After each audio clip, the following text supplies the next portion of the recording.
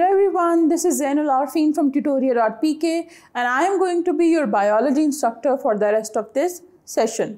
और इस सेशन में हम बात करेंगे आपकी बुक के चैप्टर नंबर 3 के एक्सरसाइज के MCQs की.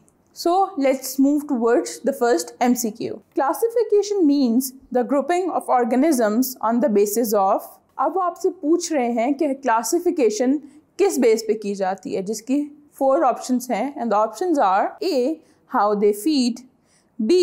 The features they have in common, C. How they respire, D.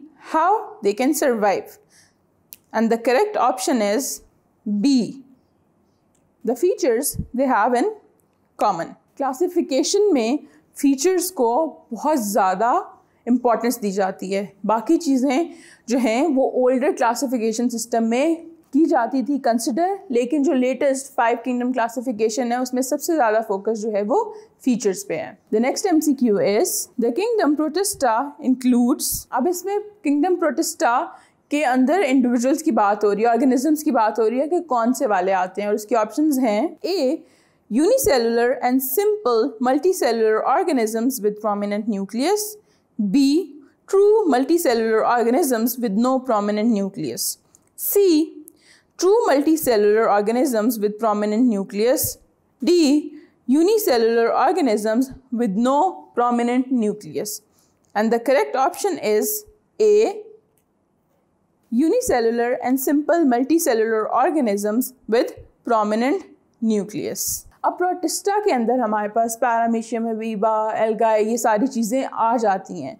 अब ये यूनिसेलुलर तो हैं ही हैं, लेकिन मल्टीसेलुलर भी हैं, और इनके अंदर न्यूक्लियस प्रोमिनेंट होता है बिकॉज ये यूकैरियोट्स हैं. यूकैरियोटिक सेल में एक प्रोमिनेंट न्यूक्लियस होता है, जबकि बाकी ऑप्शंस में जो एग्जैक्टली सारे क्वालिटीज़ बताई गई हैं वो प्रोटिस्टा की नहीं है. And the next MCQ is viruses are not classified in any kingdom because. अब ये रीज़न पूछी गई है कि वायरसेस को क्यों किसी किंगडम में नहीं रखा गया. And the options are A. They are too poorly understood, B. They are too small, C. Their genetics cannot be determined, D. They are not considered organisms.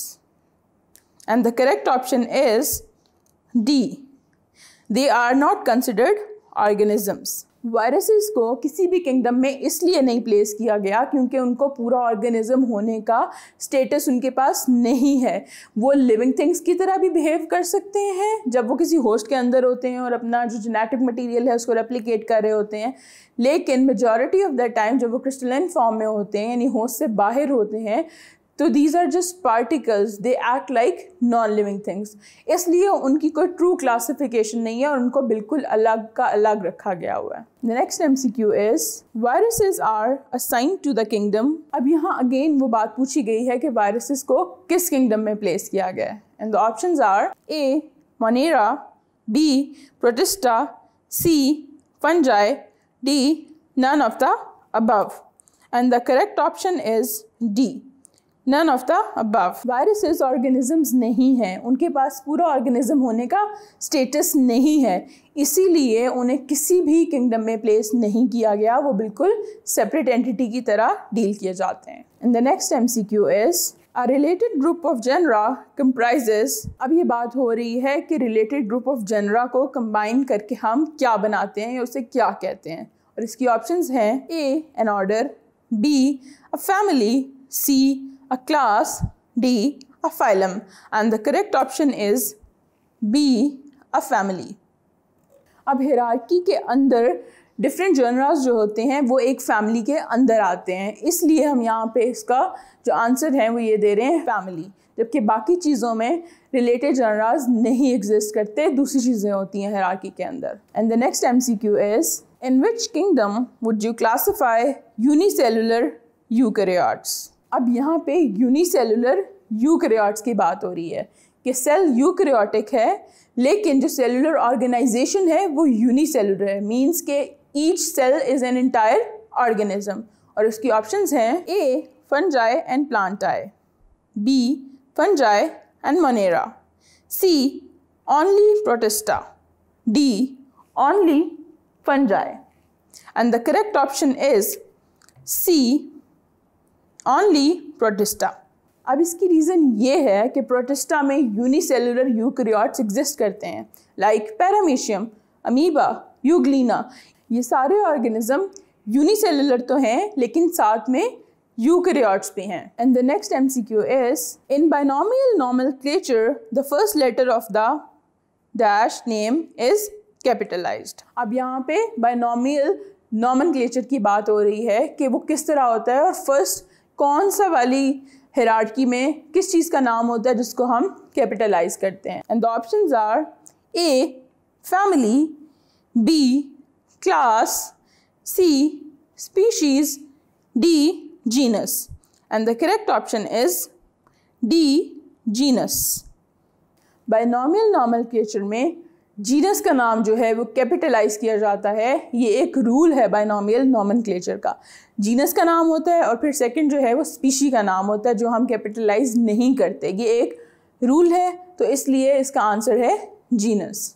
Now the next MCQ is which one of the following sequences shows the correct hierarchy of classification going from smaller to the bigger group। अब ये पूछा हुआ है कि smaller से लेकर bigger group तक जाने में जो नीचे सीक्वेंसेस दिए गए हैं उनसे कौन सा करेक्ट है as per the hierarchy. And the options are A kingdom, phylum, order, class, family, genus, species, B kingdom, phylum, class, order, family, genus, species, C genus, species, kingdom, phylum, order, class, family, D species, genus, family, class, order, phylum and kingdom, and the correct option is D। और ये choose करने की वजह यही है कि जो taxa हैं वो इसी तरह हायरार्की में नोमेनक्लेचर के अंदर अरेंज हुए होते हैं। Smallest is the species and the largest is kingdom, और दरम्यान में सारे जीनस, फैमिली, क्लास, ऑर्डर और फाइलम आ जाते हैं।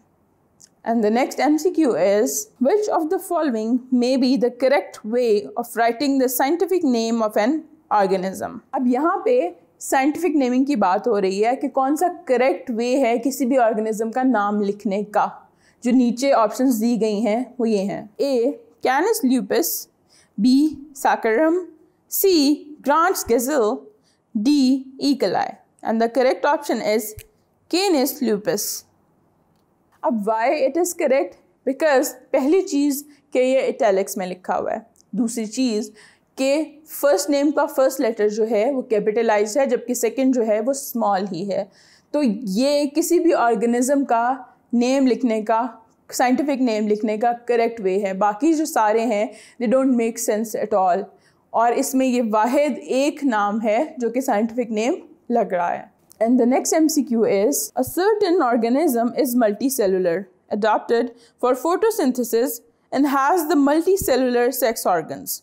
To which kingdom does it belong? अब यहाँ पे एक ऑर्गेनिज्म की बात हो रही है जो कि मल्टी सेलुलर है और उसके पास ये एडेप्टेबिलिटी भी है कि वो फोटोसिंथेसिस कर सकता है और उसके पास मल्टी सेलुलर सेक्स ऑर्गन्स भी हैं। अब नीचे हमारे पास जो है ऑप्शंस हैं उनमें से हमें चूज़ करना है कि वो किस किंगडम में आता है। And the options are A animalia, B fungi, C plantae, D protista, and the answer is C plantae. जब बात फोटोसिंथेसिस की आ जाती है और प्लांट्स की ऑप्शन गिवन हो तो Plantae is the right answer. उसके बाद मल्टी सेलुलर सेक्स ऑर्गन्स भी हैं, फ्लावरिंग जो उसकी रीजन है प्लांट की उसमें सेक्स ऑर्गन्स एग्जिस्ट करते हैं, उसमें अल्टरनेशन ऑफ जनरेशन भी होती है, गैमीट्स भी बनते हैं। तो ये सारी चीज़ें जो हैं ये हमें ये इंडिकेट करती हैं कि the organism that they are discussing is kingdom plantae. The next MCQ is species that are in the same dash are more closely related than dash. अब ये हमें एक सिनारियो दिया गया है कि कौन से जो स्पीशीज़ हैं वो एक पर्टिकुलर फैमिली ऑर्डर में हों, वो मोर क्लोजली रिलेटेड हैं। अगेन एक जो है ब्लैंक स्पेस है, इसमें हमें करेक्ट सीक्वेंस पुट करना है जो नीचे हमें ऑप्शंस दी गई हैं उसमें से। And the options are A phylum class, B family order, C class order, D family genus. And the correct option is B, family and order.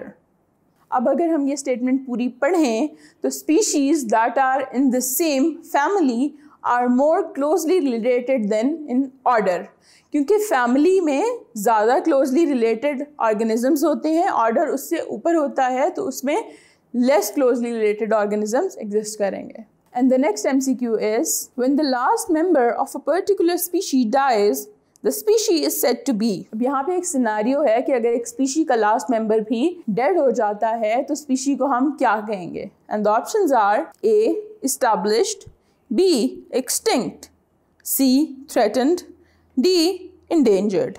And the correct option is B, extinct. किसी भी species का अगर last surviving member उसकी death हो जाए तो वो species extinct हो जाती है, मतलब कि वो ख़त्म हो गई.